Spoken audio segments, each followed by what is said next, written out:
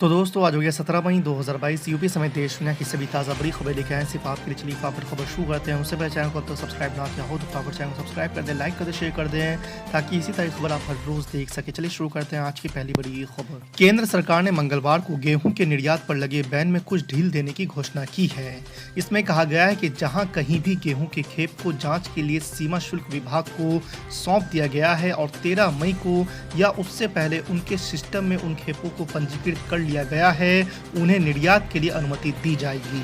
भारतीय reserve bank की चिंताओं के बीच थोक महंगाई ने 3 दशक के रिकॉर्ड स्तर को छू लिया है। पीटीआई की रिपोर्ट के मुताबिक थोक महंगाई अप्रैल में बढ़कर 15.8% हो गई है, जो मार्च में 14.55% थी। आपको बता दें कि अप्रैल 2021 से लगातार थोक महंगाई 2.5 अंक में बनी हुई है।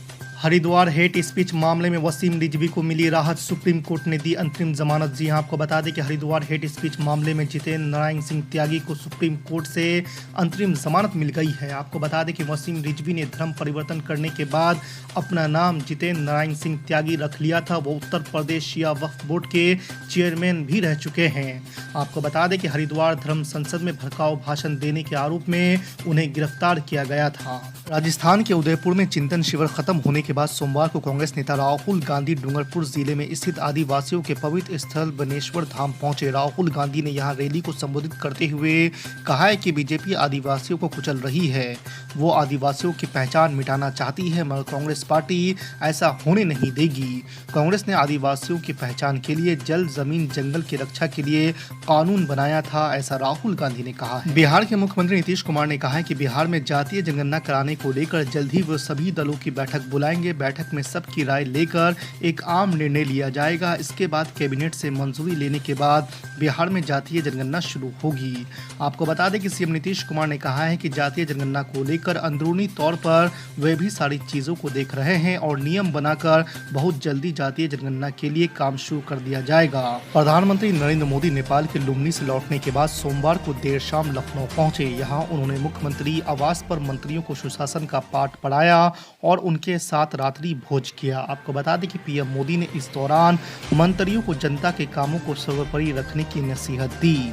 वहीं मिशन 2024 के लिए पूरी संजीदगी से जुटने का संदेश भी दिया। समाजवादी पार्टी के राष्ट्रीय अध्यक्ष अखिलेश यादव ने कहा है कि भाजपा राज्य में अराजकता को खुली छूट मिली हुई है। लूट, अपहरण, बलात्कार की शर्मनाक घटनाओं के साथ गरीबों के घरों पर बुलडोजर कहर ढा रहा है, किसानों को जीप से रौंदा जा रहा है। महिलाओं और मासूम बच्चों के लिए उत्तर प्रदेश सबसे ज्यादा असुरक्षित प्रांत हो गया है।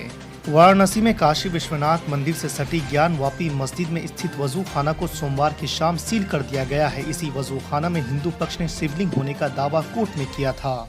इसके बाद कोर्ट में वजू खाना को तत्काल सील करने और सुरक्षा के लिए सीआरपीएफ की तैनाती का आदेश दिया था। कोर्ट के आदेश के बाद जिला प्रशासन की तरफ से एडीएम प्रोटोकॉल, डीसीपी सुरक्षा और सीआरपीएफ कमांडेंट की मौजूदगी में सील करने की कार्यवाही पूरी की गई। आपको बता दें कि वजू खाना को सीआरपीएफ के हवाले भी कर दिया गया है। सीआरपीएफ की टीम अब मस्जिद के अंदर वजू खाना के पास ही तैनात कर दी गई है। दिल्ली में भाजपा शासित नगर निगमों द्वारा चलाए जा रहे अतिक्रमण विरोधी अभियान को लेकर मुख्यमंत्री अरविंद केजरीवाल ने सोमवार को बीजेपी पर जमकर निशाना साधा। अरविंद केजरीवाल ने कहा है कि अगर बुलडोजर से दिल्ली में 63 लाख लोगों की दुकानों और घरों को तोड़ दिया जाता है, जिन्हें अवैध माना जाता है, तो ये स्वतंत्र भारत में सबसे बड़ा विनाश होगा। आपको बता दें कि इस मामले पर आम आदमी पार्टी के विधायकों के साथ बैठक में केजरीवाल ने उनसे कहा कि उन्हें दिल्ली के अलग अलग हिस्सों में भाजपा शासित नगर निगमों द्वारा चलाए जा रहे अतिक्रमण विरोधी अभियान का विरोध करने के लिए जेल जाने के लिए तैयार रहना चाहिए। ज्ञानवापी मस्जिद के सर्वे के दौरान एक जगह को हिंदू पक्ष द्वारा शिवलिंग बताए जाने और कोर्ट द्वारा उस स्थान को सील करने के मामले में इमाम प्रमुख असदुद्दीन ओवैसी ने कड़ी प्रतिक्रिया दी है। असदुद्दीन ओवैसी ने एनडीटीवी से खास बातचीत में कहा है कि मैं इस मसले पर शुरू से कह रहा हूं, जब बाबरी मस्जिद का फैसला आया था तो मैंने कहा था कि कोर्ट ने फैसला गलत दिया है और ये आस्था की बुनियाद में दिया गया निर्णय है। आपने दरवाजे खोल दिए हैं कि दोबारा वो जाकर उन तमाम चीज़ों को खोलेंगे। असदुद्दीन ओवैसी ने कहा कि सुप्रीम कोर्ट ने अपने जजमेंट में कहा है कि 1991 का एक्ट भारत के संविधान का हिस्सा है। जब मैं 21 साल का था तो बाबरी मस्जिद को मुझसे छीन लिया गया। अब हम वही 19-20 साल के बच्चों की आंखों के सामने दोबारा मस्जिद को नहीं खोएंगे इंशाअल्लाह ताला। क्या आप तमाम लोग अहद लेते हैं कि हम कोई मस्जिद को नहीं खोएंगे? क्या आप अहद लेते हैं कि अब हम कोई मस्जिद को नहीं खोएंगे? अगर अहद लेते हैं तो हाथ उठा कर कहिए नारे तकबीर, नारे तकबीर। इनको पैगाम मिलना चाहिए, मस्जिद को अब हम नहीं खोएंगे। तुम्हारे दिल फरेब और हथकंडों से हम जान चुके तुम्हारे हथकंडों को।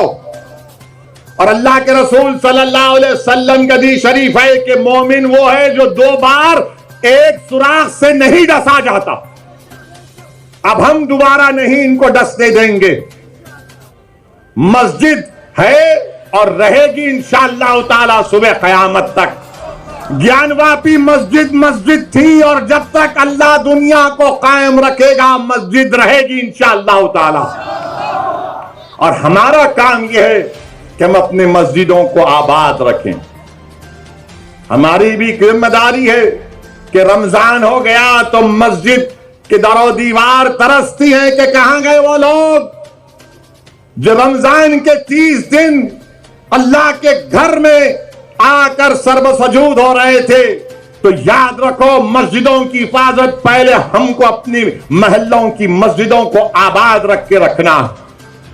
अगर हम अपने महल्लों की, गांव की मस्जिद को आबाद रखेंगे तो ये शैतानी ताकतें जो ललचाई नजरों से हमको अपनी तहजीब से महरूम करना चाहती हैं, इनको पैगाम मिल जाएगा कि अब दोबारा मुसलमान भारत का मस्जिद खोने को तैयार नहीं है।